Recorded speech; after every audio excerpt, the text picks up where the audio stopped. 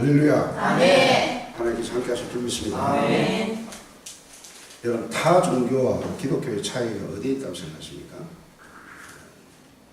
다른 종교는 한마디로 거기서 어떤 가르침을 주더라도 그 가르침대로 순종한다 하더라도 그 속에서는 하나님을 찾을 수가 없어요. 하나님을 만날 수가 없어요. 기독교가 참된 진리인 것을 증명한 것은 하나님의 말씀을 듣고 여러분들이 말씀에 순종하면 그 하나님을 만날 수가 있고 하나님과의 바른 관계를 가질 수가 있는 줄 믿습니다. 아멘. 여러분, 성경을 읽을 때 요거를 착안해서 읽으면 항상 여러분들이 성경에 그 틀을 벗어나지 않고 하나님께서 원하신 쪽을 읽을 수가 있다. 성경이 복잡하지 않아요. 항상 성경은 하나님에 대해서 말씀하시고 두 번째 인간에 대해서 말씀하는 줄 믿습니다. 아멘. 항상 그 두 주제가 계속 같이 가고 있다. 그래서 칼빈은 하나님과 인간의 지식이 서로 연관되어 있다 이런 말을 했어요. 하나님을 모르면 절대로 인간할 수가 없습니다. 하나님을 깊이 알아갈수록 또 인간을 또 깊이 알아가는. 여러분들이 인간이잖아요. 그러니까 그걸 바꿔 말하면 하나님을 모르면 여러분 자신이 모른다. 그러니까 하나님을 깊이 알아갈수록 여러분 자신이 어떤 인간이라는 것을 또 깊이 알아갈 줄 믿습니다. 아멘. 오늘 본문을 읽는데 이 본문은 하나님에 대해서 인간에 대해서 아주 설명을 참 잘하고 있습니다. 첫째로 하나님이 어떤 하나님인가를 우리에게 말씀하고 있습니다. 우리 12장 1절 다시 한번 읽어볼까요? 다 같이 읽겠습니다. 예수께서 비유로 그들에게 말씀하시되 한 사람이 포도원을 만들어 산 한가리로 두르고 즙자는 틀을 만들고 망대를 지어서 농부들에게 새로 주고 탁하게 갔더니. 그 하나님이 어떤 하나님이라는 것을 우리에게 너무나 묘사를 잘하고 있는데 농부에게 포도원을 그냥 은혜로 공짜로 그냥 줬다는 거예요. 그냥 자기들이 경작하고 먹고 할 수 있는 모든 그런 얼마나 값 비싼 거예요. 그 모든 것을 주인이 공짜로 그냥 줬다는 거예요. 새로 줘. 네? 새로 줘. 네, 한번 더 읽어볼까요? 다 같이 읽겠습니다. 예수께서 비유로 그들에게 말씀하시되 한 사람이 포도원을 만들어 산 울타리로 두르고 즙자는 틀을 만들고 망대를 지어서 농부들에게 새로 주고 탁하게 갔더니. 네. 그러니까 그 포도원을 받은 농부들의 입장에서는 반드시 이 포도원의 주인이 하나님이라는 것을 주인이 있다는 것을 기억해야 되는데 오늘 참 재밌는 것은 그 시간이 지난 다음에 세월이 지난 다음에 그 종들을 자꾸 보내요. 종들을 보내는데 이 농부들이 주인이 보내는 종들을 무시해버리고 주로 어떤 식으로 대합니까? 우리 좀 한번 대하는 모습들을 한번 볼까요? 다 같이 읽겠습니다.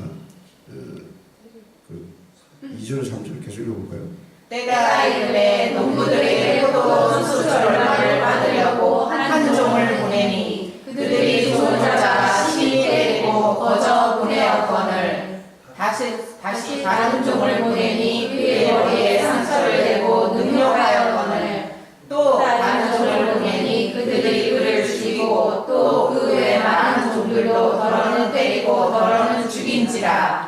2절에서부터 쭉 그 다음 여러분들 읽은 이 내용은 사실 이제 두 번째 대지에서 말하는 내용인데 첫 번째 대지가 사실은 하나님이 그 농부들에게 은혜로 포도를 주셨다는 사실.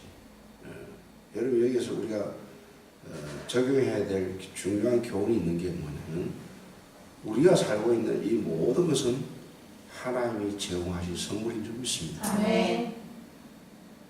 창세기를 이렇게 읽어보면 하나님께서 창조하실 때 첫째 날, 둘째 날, 셋째 날 이렇게 쭉 창조하면서 인간을 언제 창조합니까?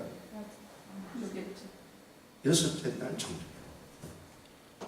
하나님 왜 여섯째 날 창조했을까요? 모든 것을 만들고. 만약에 하나님이 우리 인간을 둘째 날에 만들고 나머지를 이렇게 순서대로 안 만들었으면 인간은 생존이 불가능합니다. 육지를 만드시고 공중의 새와 바다의 육축과 이 모든 것을 만드시고 인간이 생존 가능할 수 있는 환경을 다 만들어 놨고 난 다음에 하나님께서 인간을 만드셨어요. 그리고 첫째부터 5일 동안 만든 그것은 누구를 위해서 만든 거예요? 인간. 우리 인간을 위해서 만든 거예요.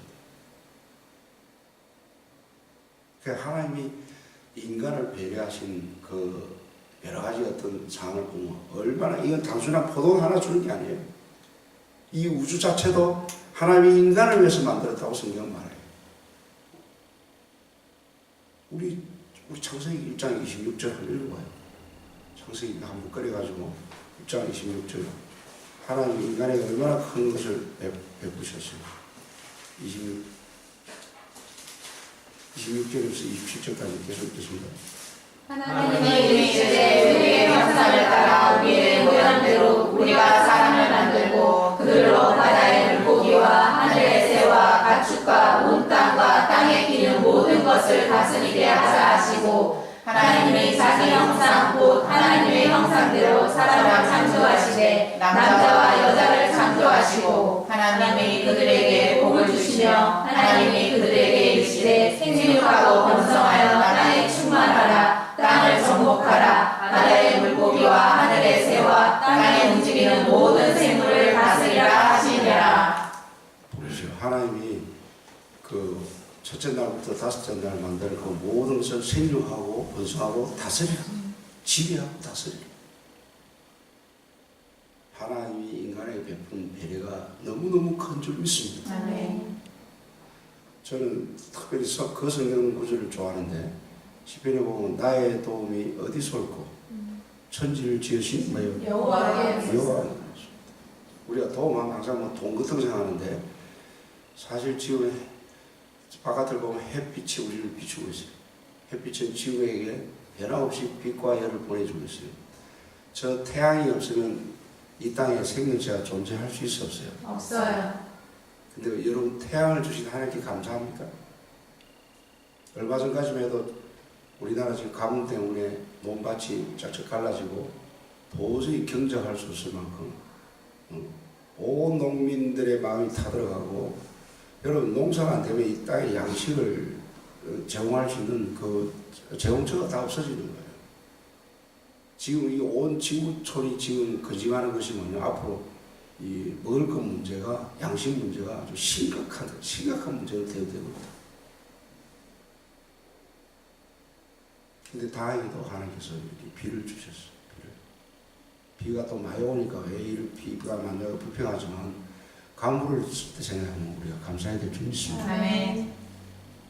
뭐 그것뿐이겠어요? 숨쉬는 이 호흡 가운데서도 하나님이 공기를 주시 않으면 우리가 숨쉴 수 없잖아요. 그래서 사도행전 그를 힘입어 우리가 기동한다 그랬다. 우리가 뛰는 맥박이라든가 심장의 고동소리라든가 숨쉬는 이 모든 것도 하나님의 도움 없이는 한순간 우리가 살아갈 수가 없다. 불신자들은 그렇게 많은 은혜를 받으면서도 하나님께 감사치 않아요. 하나님을 마음에 두기를 싫어하고 그들은 감사치 아니한다고 합니다. 그리고 어리석은 자는 그 마음에 하나님이 없다 하도다. 하나님이 끊임없이 없다 하면서 우기면서 하나님께 감사하는 마음을 상실하고 하나님이 모든 것을 제공해 주는 거예요. 그래서 다시 한번 기억하지만 기억해야 될 상황이 뭐냐면 우리가 가진 달란트, 우리가 가진 재능, 내 가진 생명, 물질, 하나님께 주신 자식, 남편, 부인, 그 모든 것이 하나님께 주신 것인 줄 믿습니다. 아멘. 그 로마서 11장 31절에 보면 만물이 주에게서 나오고 주로 말미암고 주에게로 뭐예요? 돌아간다고. 하나님이 모든 것을 제공하신 것인 줄 믿습니다. 아멘. 이것을 기억하면 여러분들이 끊임없이 하나님께 대한 감사와 또 그것을 이 주인이 농부들에게 포도원을 주면서 이게 자기 게 아니라는 것을, 농부 게 아니라는 것을 일단은 맡겨주는 것이지 원래 주인이 따로 있다는 것을 항상 상기시키기 위해서 그 종들을 보낸 거예요. 그래서 언젠가는 우리의 인생이 끝나고 난 다음에 하나님이 우리에게 맡겨주신 이 모든 것을 새말 날이 있다는 걸 기억하시고 이게 내 것이 아니라는 것을 기억하시고 항상 모든 게 하나님께로 왔다는 이 사실 자체만으로 감사하는, 하나님은 참으로 관대하신 분이고 후하신 분이고 얼마나 이 인간을 위해서 배려하신 이 모든 것들이 후하시고 얼마나 정확하시고 우리의 필요에 따라서 우리는 모든 걸 공급하시는 참으로 관대하시고 후하신 분인 줄 믿습니다. 아멘. 두 번째 우리가 기억해야 될 것은 인간을 지금 봐야 돼요. 하나님이 맡겨주신 이것을 갖다가 감사하지 않고 그 종들을 보낸 그 종들을 학대하고 핍박하고 오히려 능욕하는 그런 아주 은혜를 모르는 아주 참으로 무자비한 행동을 이 인간들이 하고 있어요. 우리 2절 아까 읽었는데 한 번 더 읽겠습니다. 다시 읽겠습니다. 내가 이름에 농부들이 포도원 솥을 얼마를 받으려고 한 종을 보내니 그들이 종을 잡아 심히 때리고 거저 보내었거늘 다시 다른 종을 보내니 그의 머리에 상처를 내고 능욕하였거늘 또 다른 종을 보내니 그들이 그를 죽이고 또 그 외 많은 종들도 더러는 때리고 더러는 죽인지라. 지금 이 종들을 계속 보내는 가운데 그들은 이 종들의 말을 듣지 않아요. 무시해버리고 심지어 박대하고 심지어 능욕하고 심지어 죽이기까지 해요. 여러분 이 표현이 누구를 이야기하는 거예요? 구약 성경 전체 무엇에 대해서 지금 이야기하고 있는 거예요? 선지자? 예, 아주 정확하게 찍었어요. 예, 바로 선지자입니다. 여러분 선지자라는 것은 하나님이 보내신 종이에요. 그리고 선지자가 하는 일들 중에 가장 중요한 것은 하나님의 말씀을 대언하는 거예요. 그 구약 성경에 보면 이런 말이 있습니다. 어느 선지자에게 하나님의 말씀이 임했다 이런 표현들이 있습니다. 여러분 우리가 아는 뭐 예레미야라든가 이사야라든가 에스겔이라든가 다니엘 전부 다 선지자인 줄 믿습니다. 근데 그들을 백성들이 이스라엘 백성들을 보내가지고 보내는 목적이 뭐냐면 이스라엘 백성들이 하나님이 원하시는 방법대로 살지 않기 때문에 종들을 보내서 그들에게 경고 메시지를 보내고 이렇게 돌이키고 이렇게 살아야 그들이 축복을 받을 수 있다는 메시지를 주기 위해서 선지자를 보낸 거예요. 그러면 백성들 입장에서 하나님 보낸 그 종들이 그야말로 구세주와 다름없어요. 그들의 말을 경청하고 그들의 말씀에 순종하면 그들의 삶이 풍요롭고 하나님의 축복을 받고 그들이 뭐 근심하고 염려하고 이 모든 것이 해결되고 하나님이 원하시는 축복의 삶을 살 수 있는 데도 불구하고 그 종들의 말을 무시해버리고 안 들었다는 거예요. 여러분 이 선지자가 하는 일 중에 가장 중요한 게 하나님의 메시지, 하나님의 말씀인 줄 믿습니다. 아멘. 그럼 인간 편에서 볼 때 하나님의 말씀은 얼마나 중요하냐? 이거는 우리의 운명을 결정할 정도로 이 하나님의 말씀을 지키냐 안 지키냐 이것은 너무나도 중요한 사항인 줄 믿습니다. 아멘. 우리 인생의 근본적인 불행의 뿌리와 이 비참하게 된 이 인생의 근본적인 그 원인의 뿌리가 어디에 있습니까? 우리 인류의 대표인 아담이 보십시오. 창세기 3장에 보면 하나님 분명히 말씀하셨어요. 중앙에 있는 이 선악과는 먹지 말라. 먹으면 뭐예요? 정령 죽으리라. 이거는 하나님께서 모든 것을 다 주시고 생육하고 번성하고 다스리라 하면서 선악과를 주신 것은 뭐냐면 너가 그래도 하나님의 형상대로 지음을 받았고 네가 이렇게도 할 수 있고 저렇게 할 수 있는 선택 어떤 자유의지를 줬지만 그래도 너는 하나님이 아니다는 어떤 하나님의 주권 가운데서 네가 행복해질 수 있다는 하나님의 주권을 상징하는 것이 바로 선악과예요. 여러분 뭐 단순히 열매 그게 아니라고. 그 열매를 통해서 주시는 하나님의 메시지는 뭐냐면 하나님의 주권 가운데 네가 순종하라는 거예요. 우리가 누리는 것은 하나님이 계시기 때문에 우리가 누리고 있는 줄 믿습니다. 아멘. 그러니까 하나님의 말씀에 믿고 순종하느냐 순종하지 않느냐에 따라서 영원한 영생이냐 인간이 영원한 행복을 누리고 살 수 있느냐 아니면 영원한 멸망이냐 죽음이냐는 결정되는 그 중요한 순간에 아담은 그 사실을 무시해버리고 하나님의 말씀을 잊어버리고 무시해버리고 사단의 유혹에 따라서 하나님의 말씀을 믿지 않고 불순종해버리고 먹어버리고 말았잖아요. 그 이후로 우리 인류에게 가시와 엉겅기와 부끄러움과 두려움과 온갖 불행의 요인들이 찾아오고 극기야 인간의 가장 그 불행 중에 가장 큰 불행의 요소를 알 수 있는 죽음이 없는 거예요. 죽음. 그러니까 이스라엘 백성들에게 다행히도 하나님 아브라함을 통해서 이스라엘 백성들을 만들고 그 이스라엘 백성들에게 계속 선지자들을 보내요. 그래서 하나님이 기뻐하시는 축복의 길이 뭐라는 걸 메시지를 통해서 보내줍니다. 항상 보세요. 그 선지자들이 하는 이야기는 항상 경고해요. 너희들이 이렇게 우상숭배하고 불순종하고 폐역하고 불구하고 불법을 행했기 때문에 너희들에게 이런 재앙이 임했다. 하나님의 징계가 임했다. 이방 나라가 들어서 들고 친 것은 너희들이 하나님을 바로 섬기지 않았기 때문에 그런 거다. 경고의 메시지를 보냈어요. 그리고 경고의 메시지만 항상 보내는 게 아니에요. 종들이 보면 하나님의 축복의 약속의 메시지를 보낸다. 예를 들어서 우리가 예레미야 우리 유명한 33장 읽어보면 그 예레미야 선지자를 통해서 보낸 메시지가 뭐예요? 내게 부르시라. 그래야만 너희가 알지 못하라고 크고 비밀한 것을 내게 뭐예요? 보이리라. 너희들이 믿고 순종하면 신랑의 소리와 신부의 소리가 그 기쁜 소리가 넘치고 너희들이 모든 게 회복되고 하나님 앞에서 이방인들이 두렵고 떠는 그런 너희들이 축복의 존재가 된다는 메시지를 동시에 보냅니다.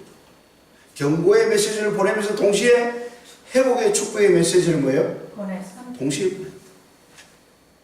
근데 예레미야를 그 감옥소 집어버리고 말도 듣지도 않고 예레미야를 얼마나 그 감옥소에서 핍박당하고 심지어 이사야 같은 선지자 같은 경우에는 그 계속 내려오는 말이야 너무 비참하죠. 톱을 켜가 죽입니다.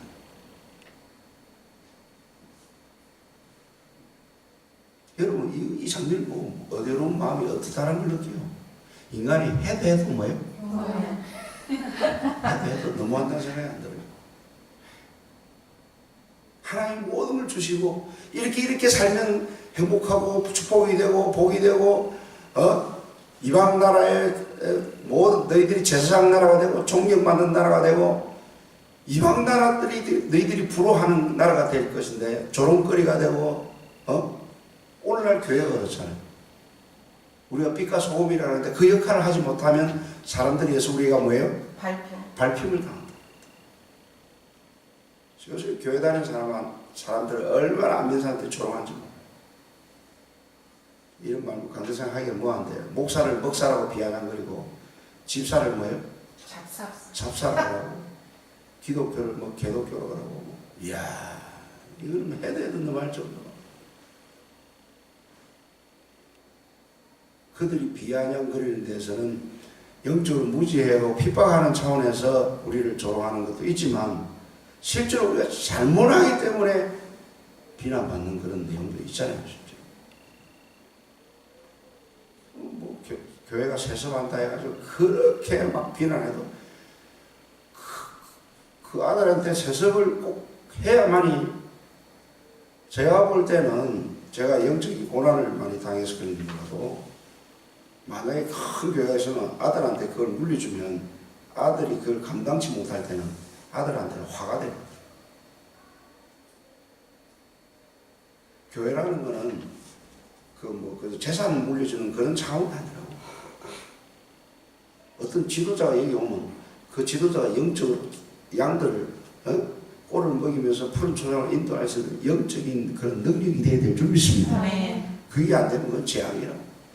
그 큰 교회만 준다고 되는 게 아니잖아요. 그럼 차라리 내가 네한테 어느 정도 이렇게 개척할 수 있는 자금을 줄 테니까 네가 가서 전도하고 기도하고 하나님의 능력을 의지해서 네가 그렇게 한번 읽어내라. 그럼 그게 바른 길로 인도하는 거고 걔도 사는 거죠. 겸손도 배우고 목회 어려움도 배우고 여러 가지 난관을 극복하면서 본인이 그걸 헤쳐나가면서 인격이 형성되면서 바른 사람으로 성장되는 거 아니에요? 뭐 좋은 거 하나 물려줬다 해서 그 사람의 인격이 뭐 갑자기 좋아지면 이게 뭐가 있어요? 바른 지도자라면 자꾸 이 말이 엮입서 있는데 그만큼 오늘날 이 교회가 지탄받을 수가 많다는 거예요. 그만큼 오늘날의 그리스도인들도 하나님의 음성을 듣지 않고 자기 것대로 산다는 거예요. 여러분 사사기가 가장 영적으로 어두운 시대인데 그 시대에 대표하는 성경 구절이 있어요. 왕이 없으면 뭐라 그랬어요? 사람들이 자기의 소견에 옳은 대로 사람들이 자기 속에 옳은 대로 행했다. 그 말은 뭐냐면 하나님의 말씀을 전혀 마음에 두지 않고 자기 기분대로 자기 내키는 대로 자기 충동대로 자기 생각대로 행동했다는 거예요. 여러분 무엇을 결정할 때 성경을 얼마나 여러분 선고하고 있습니까? 성경 말씀을 얼마나 외우고 있습니까? 하나님이 이럴 때는 어떻게 해야 됩니까? 하고 성경이 오늘날도 하나님은 살아계시기 때문에 그 살아있는 하나님의 말씀을 살았고 능력에서 자고 날선 어떤 것마다 예래 우리 영과 혼과 관절과 골수를 물려 찔러 쪼갠다. 여러분 말씀이 얼마나 중요해요. 여러분 광야 생활을 40년 동안 방황하고 그렇게 고통 가운데 헤맨 이유가 뭐예요? 하나님의 말씀을 무시했기 때문에 불순 안 믿었기 때문에. 그리고 하나님은 또 하나님 편에서 볼 때 왜 그들을 40년 동안 훈련시켰어요? 그들을 낮추게 하고 사람이 떡으로만 살 것이 아니면 뭐예요? 하나님이라는 하나님의 말씀을 살게 그 순종케 해서 결국 하나님은 어떻게 하기 위해서 가나안 땅에 젖과 꿀이 흐르는 가나안 땅에 뭐예요? 들어가게 하기 위해서. 저는 이 성경 구절을 읽으면서 눈물이 나는 게 우리 인간의 아버지의 마음을 너무 지금 모르고 있는 거예요. 종들을 보낸 것은 이 농부들을 축복하기 위해서 보낸 건데 마치 그걸 뭐 자기들 그 포도원 준 걸 다 뺏으려고 하는 거로 오해를 해가지고 죽인 거예요. 여러분 신약 성경에 부자의 그 어리석음이 나옵니다. 소출이 많아서 막 수확이 많아졌어요. 그래서 꽃가루를 늘리고 막 저장할 수 있는 그런 어떤 창고를 늘려가지고 그게 막 채워놔요. 한마디로 은행에 어마어마한 돈을 자기가 예금을 해놓은 거예요. 그 어리석은 부자의 독백이 뭡니까? 내 영혼아, 이제 많은 재물이 축적되어 있으니 평안하고 즐기자. 내 영혼아 즐기자. 평안하자. 그때 하나님 뭐라고 그래요? 이 어리석은 자기가 네 영혼을 오늘 내가 취하는 이 재물이 이 재산이 네 것이 되겠네.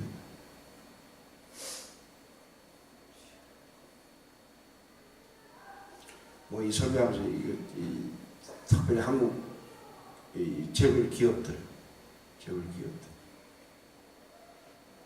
어저께 산에서 제가 항석 저 형님을 위해서 기도하면서 그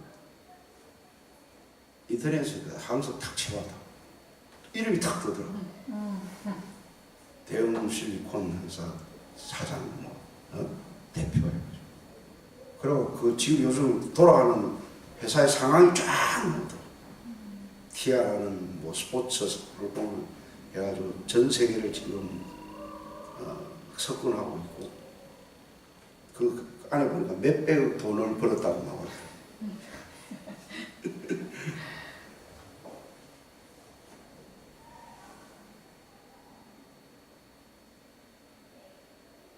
그러면서 마음 가운데 하나님 그 많은 돈 정말 하나님 뜻 가운데 잘 쓸 수 있는 형님 되게 해달라고 그런 기도합니다. 뭐 모기업 뭐 회장 이야기하지 않겠어요? 30조라는 개인 돈이 있다. 30조 지금 아파서 지금 다 죽어가고 있어요. 그러니까 기업은 돈을 벌어야 돼요. 그러나 우리 한국 기업가들이 정신을 차려야 되는 것은 돈을 왜 벌어야 되는지 돈에 대한 가치관이 먼저 설정이 돼야 될 줄 믿습니다. 네. 돈을 벌어서 또 나라를 위해서 환원하고 가난한 자, 어려운 자들을 위해서 뭔가 한국 전체가 잘 살 수 있는 그런 쪽으로 만약에 그걸 제공하고 기부를 하고 그런 쪽으로 자기의 어떤 이 돈을 이웃을 위해서 나눠준다 그러면 하나님 뜻 가운데 그걸 나눠준다고 그래요. 자기가 먹고 마시는 거 충분하잖아요. 얼마나 존경을 받고 또 기업이 사회로부터 인정받고 하나님부터 축복받는 기업이 되겠어요. 한국에는 그런 멋있는 기업가가 물론 장로님들 중에서도 벌어가지고 정말 하나님 나라 확장을 위해서 그냥 제공하는 사람들 많다고. 그러나 우리는 더 적극적으로 우리가 이게 참여해야 될 줄 믿습니다. 아멘. 여러분도 마찬가지. 여러분들이 그냥 자식 새끼 하나 먹이 살기 위해서 어떻게 하면 자식 그러니까 그 범위에서 벗어났어요. 가감하게 자식은 좀 심하게 하면 내 폐기 쳐버리세요. 내 폐기 치라는 말이 하나님께 뭐예요? 맡기라. 굶어 죽든 말든 하나님. 그 표현이 하나님이 하나님 백성 아닙니까? 이거 내 자식이 아닙니다 할 정도. 이삭을 바치러 바칠 정도. 이거 내 거 아닙니다. 하나님 알아서 하십시오. 할 정도로 맡기라는 거예요. 그리고 나는 이 땅에 이왕 한번 사는 거 하나님의 영광을 살고 싶습니다. 아멘. 그렇게 하나님 뜻 가운데 만약 살겠다고 고백하고 만약 움직이면 하나님께서 나머지 다 채워주십니다. 제가 성민이한테는 미안한 마음이 하나 있어요. 유학 보낼 때 하나님께 맡깁니다. 그걸 고백하는 거. 하나님 알아서 하십시오. 그렇다고 뭐 성민을 사랑하지 않나 그 말은 아니죠. 근데 어떤 게 그게 좀 지나치다 보니까 하나님께 너무 맡기다 보니까 성민 입장에서 볼 때는 저놈의 아버지가 나를 지금 생각하는구나 그런 오해될 정도 없잖아 있어. 근데 남모르게 흘리는 눈물이 있어요. 눈물이. 지가 나이 들어가지고 이렇게 세월이 지나면 아버지 마음을 이해하려고 뭐꼭 맨날 붙어서 뭐 사랑하는 사람들 이야기 안 하더라도 그 마음 깊이 속에 흐르는 지를 향한 마음이 있어요. 하나님 이스라엘 백성들을 얼마나 사랑하셨으면 종들을 보내가 바르게 하고. 근데 그 선지자들이 주신 그 말씀 있잖아요. 말씀에 의해서 그 이스라엘 백성들이 남북으로 갈려서 이렇게 분열돼 가지고 아수르와 바벨론에 사로잡혀 가서 포로 생활하는 그 비극의 원인이 뭐냐면 전부 다 말씀을 뭐예요? 불순종. 무시입니다. 말씀 무시. 그 말씀을 무시하는 자체가 바로 선지자들을 무시하는 거예요. 그게 딴 이야기 아니고 여러분 이야기예요. 아멘. 근데 여기에 이제 맨 마지막 중요한 게 아들을 보내요. 아들을 어떻게 해? 이게 중요합니다. 다 같이 읽겠습니다. 이제 6절 다 같이 읽겠습니다. 이제 사람이 남았으니 곧 그가 사랑하는 아들이라 최후로 이를 보내며 이르되 내 아들은 존대하리라 하였더니 그 농부들이 서로 말하되 이는 상속자니 자 죽이자 그러면 그 산이 우리 것이 되리라 하고 이에 자가 죽여 포도원 밖에 내던졌느니라. 여러분 종들을 보냈는데 종들도 듣지 않고 나중에 최후에 뭐예요? 아들을 보내면 이제 말을 듣겠죠. 아들을 보냈는데 아들은 요놈은 상속자니 요거는 잡아 완전 죽이자고 포도원에 죽여 바깥에 내버려. 이게 지금 누구 말이에요? 우리 말. 그 아들이 바로 예수 그리스도예요. 아멘. 최종적으로 예수 그리스도를 이 땅에 보냈어요. 근데 그들은 영접지 않아요. 온 백성들이 합세해가지고 예수는 십자가에 못 박아. 못 박았다. 여러분 못 박을 때 그 주위의 상황을 보면 아실 거예요. 여러분 군중들이 여러분 예수님이 치유하고 기적을 베풀고 뭐 먹을 것을 주고 하니까 막 호산나 다윗의 뭐 찬송받으려는 여호와시다라는 식으로 하여튼 오직 그 예수님을 찬양하고 존귀 여기면서 막 옷을 벗어서 깔아주는 식으로 그렇게 예루살렘 입성할 때 주님을 환영하다가 딱 보니까 로마 군병에 잡혀가는 모습 보고 갑자기 힘이 없거든. 무력하거든. 이제 저 예수 저 인간 우리한테는 도움이 안 되겠구나. 그렇게 도움이 될 때는 막 그렇게 다루다가 이제는 도움이 안 되겠구나 생각하니까 군중들이 뭐예요? 십자가에 못 박았어요. 못 박았어.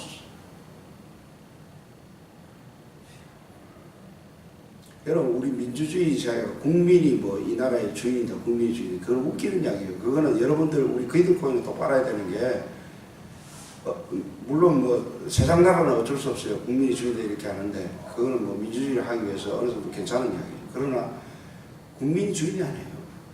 하나님이 주인이 믿습니다. 아멘. 하나님이 주인이에요. 어리석은 게 군중의 마음이지. 군중의 심. 그리고 그 당시에 지도자들 보세요. 대제사장, 서기관들, 예수님이 그 말씀할 때마다 그는 어떤 마음 품습니까? 빌라도가 재판할 때 예수를 시기로 넘겨준 줄 알았다 그랬다. 그러니까 자기들이 종교 지도자들인데 많은 군중들이 예수님을 따르니까 그게 어떤 마음이 생기냐면 시기심이 생깁니다. 그러니까 십자가에 그들을 내어준 거예요.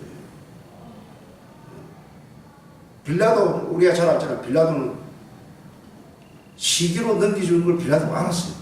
그리고 예수가 아무런 잘못이 없다는 걸 뭐예요? 알았어요. 알았다. 그리고 그 아내가 꿈을 통해서 꿈을 꾸보니까 오늘 그 옳은 사람을 절대 당신 손대지 마라. 손대면 화가 미칠 것 같은 이상한 꿈을 꾼 것 같아요. 그래서 경고를 보냈어요. 그 아내 말도 있고 또 양심적으로도 죄가 없다는 것을 알았다. 그러니까 이 장군하면 이걸 십자가에 못 박게 내어주면 자기가 큰 화가 임할 두려움이 자기에 임한 거예요. 그래서 자꾸 어떻게 하라 그래야 상대방한테 물어요. 책임을 전가시켰다. 자기가 결정권을 놓아주면 되는데 최종 결정권은 뭐예요?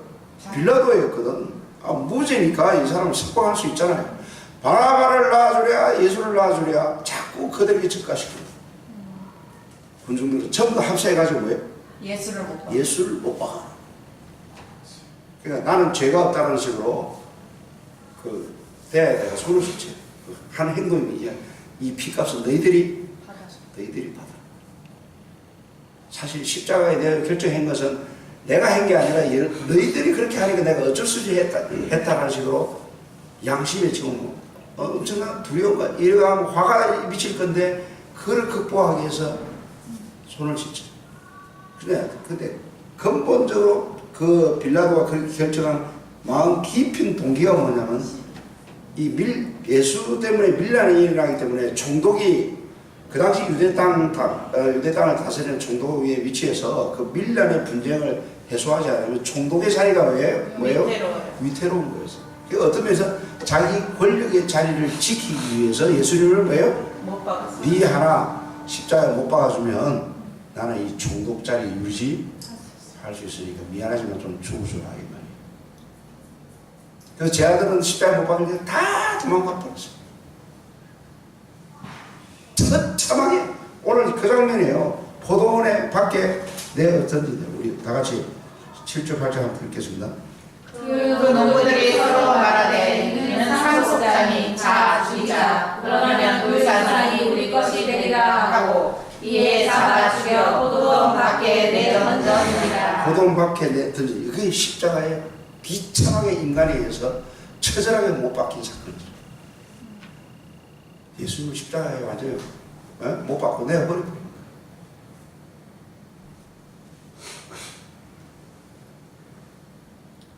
여러분 이 말을 들을 때마다 이런 걸 읽을 때마다 인간의 그 죄성이 얼마나 잔혹하고 잔인하고 얼마나 무지하다는 것을 우리가 깨닫게 되죠. 그러나 성경은 참 하나님의 마음은 이렇게 악한 걸 통해서 하나님이 도리어 선을 만드는 줄 믿습니다. 아멘. 인간이 악한 짓을 했죠. 그러나 그 십자가로 말미암아 다시 인간에게 영원한 생명을 얻는 죄상과 어렵다함과 영원한 생명을 얻는 그런 걸로 바꿨어요. 그게 모퉁이 됐다는 말이 그 말이 10절 읽어볼까요? 너희가 성경에 건축자를 버린 돌이 모퉁이에 버린 돌이 되었나니 바로 그 말이 모퉁이 돌이 되었다는 말이 그 말이 무슨 말이에요?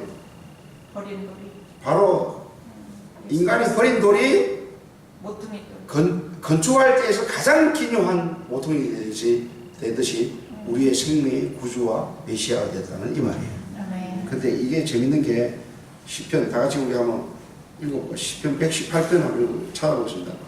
118편 22절을 빨리 찾겠습니다.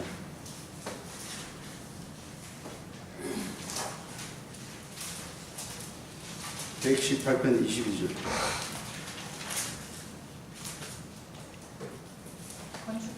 빨리 찾겠습니다.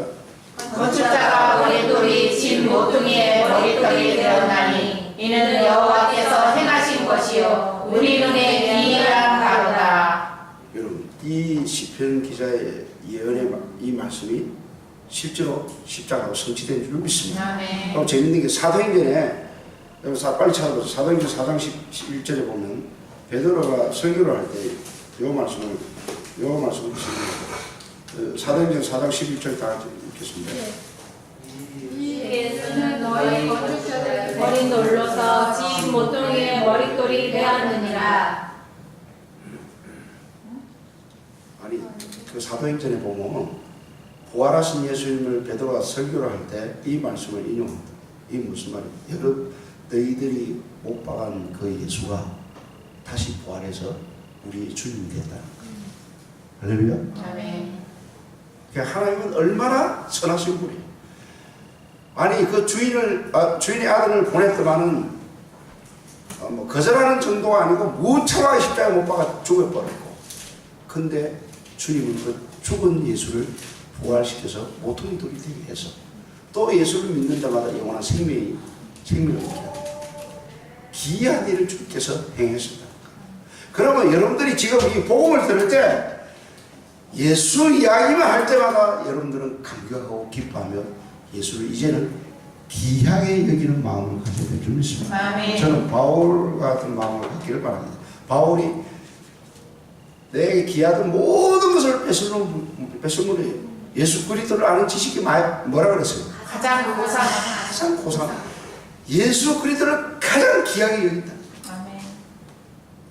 바울이 그랬어요. 내가 살아도 뭐예요? 주를 위해 살고 죽어도 주를 위해 죽고 살아 죽나 주의 것이다. 주의 것이다.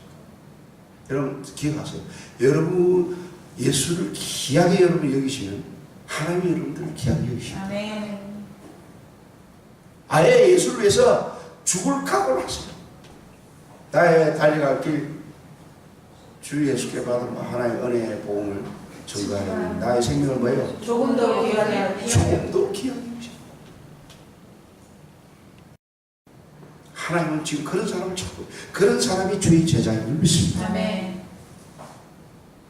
살아도 주를 위해서 죽어도 주를 위해서 주의 영광을 돈을 벌어도 공부를 하든 뭘 하든 하나님의 영광을 위해서 하려고 몸을 바친다.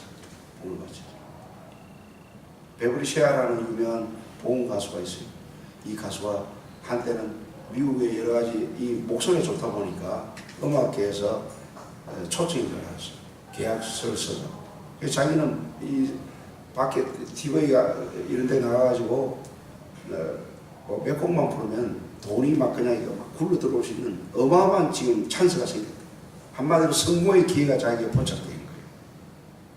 근데 집에 와서 책상에 글이 있는데 어머니가 시를 써놨는데 여러분 잘 아는 백이장 그 가사 있잖아요. 주 예수보다 귀한 것은 귀한 없네. 것이 이 세상의 명예와 무엇과도 바꿀 수 없는 주 예수보다 귀한 것. 그 어머니가 쓴 그 시기를 읽으면서 또 작곡할 수 있는 장장 그 곡이 떠올랐어. 그래서 그 이장이 이루어진 거예요. 그러고 나서 그거는 세상적인 노래를 일치하지 않는다. 거절합니다. 그리고 빌리그램 목사님과 완전히 전속 보험 가수가 되어 가는 곳곳마다 하나님을 찬양하는 주인공으로 그런 쓰입니다. 우리 백이장 한번 이거 또 백이장입니까? 그 가사를 한번 너무너무 은혜서 사실은 그걸 기억하면서 백이장을 이렇게 다시 한번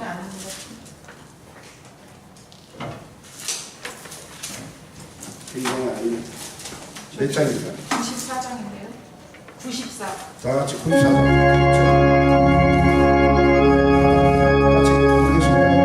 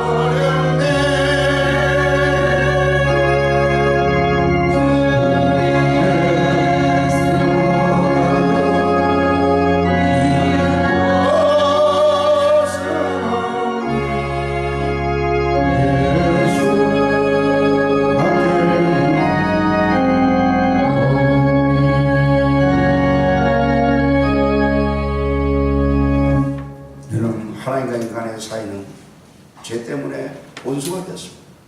하나님은 죄가 있으면 반드시 하나님은 심판할 수밖에 없고 진노할 수밖에 없는 게 바로 하나님의 속성입니다. 하나님과 인간 사이에 나아갈 길이 없었습니다. 어떤 선행과 어떤 우리의 행함과 몸부림도 하나님께 나갈 길이 없었어요. 주님께서 오셔서 십자가에 살을 지고 피 흘리시고 말이에요. 그 담을 흘었어요. 여러분 예수님 죽을 때 성소와 지성소에 있는 휘장이 뭐예요? 찢어졌다. 그 말은 뭐냐면 옛날에 지성소에 제사장이 피를 가지고 한 번 딱 들어갔어요. 피를 안 가지고 들어가서 적사하고 죽어버렸다고. 하나님을 만나는 게 그렇게 두려웠다고.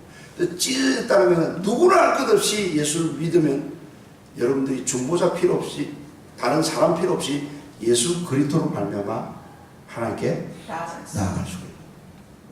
내가 곧 길이요 진리요 생명이요 나로 말미암아 적은 거예요. 아버지께로 예수로 말미암아 그 아들을 보내심으로 말미암아 우리가 하나님과 화목할 수 있는 길이 열리는 것인 줄 믿습니다. 아멘. 그리고 그분은 분명히 들으세요. 내가 온 것은 양으로 뭐예요? 생명을 얻게 하고 더 풍성히 얻게 하는 것이죠.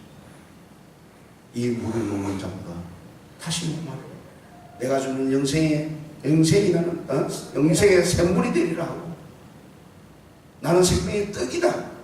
너는 결코 줄이지 않을 것이다. 나는 생명이요 부활이요. 우리 인간에 더 이상 이분 외에 뭐가 필요합니까? 여러분 그분 안에 슬픔이 기쁨으로 변하고 절망이 소망으로 바뀌고 가난이 부여로 바뀌고 그분 안에 모든 것이 다 있는 줄 믿습니다. 아멘. 제발 예수를 붙드시기 바랍니다. 아멘. 그분만을 쫓아가는 귀한 제자들이 다 되기를 주의 이름으로 축원드립니다. 아멘. 기도하겠습니다.